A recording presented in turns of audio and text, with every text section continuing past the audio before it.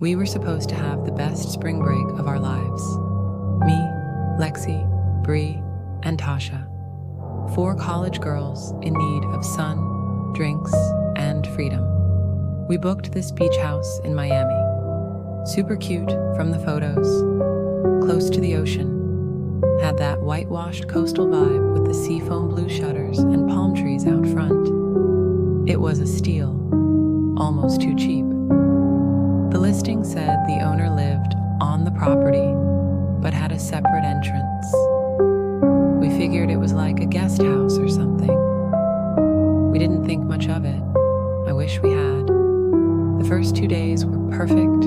Beach all day, clubs at night, barely sober, barely sleeping, laughing until we couldn't breathe. It felt like we were untouchable. But then we started noticing things. Tasha's black lace bra disappeared after our second beach day. She blamed it on being drunk and messy. Then Bree's underwear went missing. Then 2 of Lexi's. Mine too. All of it, lingerie, the kind you pack for fun, not for comfort. Nothing else was taken, just our most private things. That's when we started getting weird vibes from the owner. His name was Mark, or at least that's what the listing said. Old guy, white, 60-something. Thin as a rake and always wearing the same dingy button-down, like he hadn't changed in weeks. We only saw him twice. Once when we checked in, and once when Lexi caught him watching us from across the street when we were taking selfies in bikinis. He smiled too long, didn't blink enough. That night, we locked every door and window, even stacked chairs against the front door, just for peace of mind. Around 3 a.m., I woke up to a sound. The kind you don't want to hear when everything is supposed to be locked. Footsteps. I stayed still, breath caught in my throat. Heard something creak just outside the bedroom. Then I saw the shadow move under the door. At first, I thought it was Lexi, maybe going to the bathroom, but the footsteps were slow, careful, heavy. Then silence. Then the doorknob turned. I froze. Whoever it was tried opening it. Locked, thank God. They stood there, listening. I could feel them through the wood. I grabbed my phone and texted Bree in the next room. Someone's in the house. Seconds later, I heard Bree scream, then the sound of someone running, fast. By the time I got the door open, he was already bolting out the back, barefoot. Bree said she saw him standing in her room, holding something, maybe one of her bras, just staring at her in the dark until she moved. We left immediately, threw everything into bags, and drove to the first gas station with lights. Called the police, but the cops, they didn't do a damn thing. It's his house, they said. You girls rented part of the property. There's no sign of forced entry. They said unless we could prove he stole something or hurt someone, they couldn't press charges. He could walk into our space anytime he wanted. And apparently, he had. We left Miami the next morning. Never looked back. But here's the thing, no one tells you. Even now, back at school, hundreds of miles away, I still lock my bedroom door every night. I still check behind the shower curtain before I pee. And sometimes, when I open my drawer and reach for my favorite pair of lace panties, I remember which ones aren't there anymore, and I wonder where they ended up. Who's holding them, smelling them, remembering us. Some nights I dream of him, standing over me, holding a camera, smiling with all his teeth, and in the dream, I never wake up in time.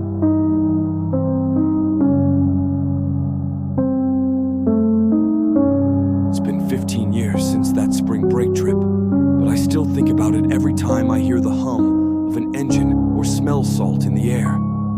Back then, we were 4 college kids with no clue what we were carrying inside us. Me, Trey, Austin, and Marcus. We drove down to Virginia Beach with nothing but cheap liquor, tank tops, and the kind of arrogance you only get when you still think the world owes you something. On the second day, we rented a motorboat. Trey's idea. Said we could take it out past the crowds, get drunk, and piss into the ocean like kings. We packed it with beer and bad decisions. The sky was clear, the water smooth like glass. We dropped anchor maybe a mile out, surrounded by nothing but blue. For a while, it was paradise. Then Trey stood up. He was already drunk, swaying, beer in one hand, bottle of rum in the other. He leaned over the edge like he was going to dive.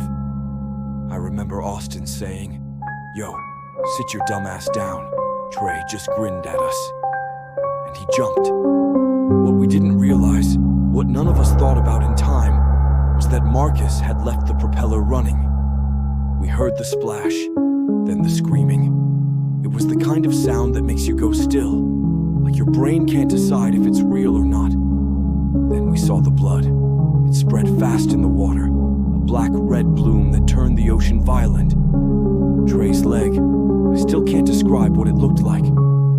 Torn open like something had tried to peel him apart. You don't think about how fragile a person is until you see them come out of the water in pieces. We pulled him in, laid him on the deck. The blood wouldn't stop. He was shaking, whispering things we couldn't understand, eyes wide and fixed on the sky like he was watching something we couldn't see. We sped back to shore, fast as hell. I drove. I didn't even think, just white knuckles on the wheel, praying we didn't hit something or flip the damn boat. When the ambulance took him, he was pale and cold, like something was already leaving his body. He survived. That was the miracle, I guess. But Trey was never the same, not just physically, though the leg was ruined, scarred beyond repair. He walked with a cane after that, dropped out of school, stopped showing up to anything. It was something deeper. He told us later that he didn't remember the pain, just what he saw underwater. He said he saw hands, long and thin, rising from below. Said he felt them pulling him toward the bottom, not just grabbing, inviting. He said it wasn't the propeller that cut him. He said it let him go. None of us talked much after that. Austin moved to the Midwest. Marcus got weird. Started carrying knives and talking about the deep like it was a person. I kept in touch with Trey for a while. But every time we talked, he sounded more distant. Like part of him was still out there, drifting in that blood-warm water. 3 years ago, I got a call from his mother. She found him in the tub. Water dyed red again. No note, just silence, just stillness. I don't take boats anymore.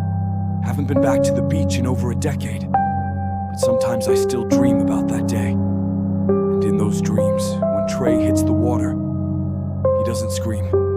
He just sinks, smiling, like whatever was down there finally got what it wanted. And I wonder, what would have happened if we hadn't pulled him back? And worse, what if we shouldn't have?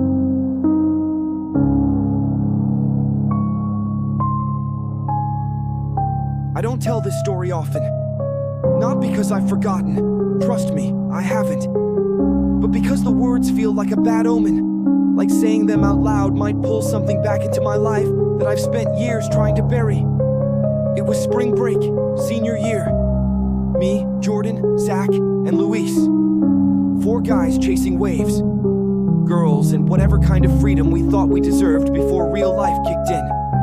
We'd rented this cheap place near San Pedro, just far enough from LA to feel like we were off the grid, but close enough to the beach to catch the salt in the air. One night, after a party, Zach got it in his head to take a drive up through some of the coastal roads. He said he'd heard about a secluded cliff spot where the view was insane, and you could see every star in the sky. We were half drunk, laughing, passing a bottle of whiskey around. Music blaring. Not a care in the world. until the music died. We'd driven about 20 minutes into the hills when Luis killed the volume and said, "Yo, what the hell is that?" Up ahead, maybe 50 yards off the road, was this dull, flickering light in a clearing behind a chain-link fence. Firelight, maybe, but not a campfire kind of vibe. It was quiet. No music, no laughter, just figures moving in the dark. We slowed the car and rolled to a stop without thinking. Curiosity is a disease when you're young and stupid. Zach pointed. Are those people digging? They were.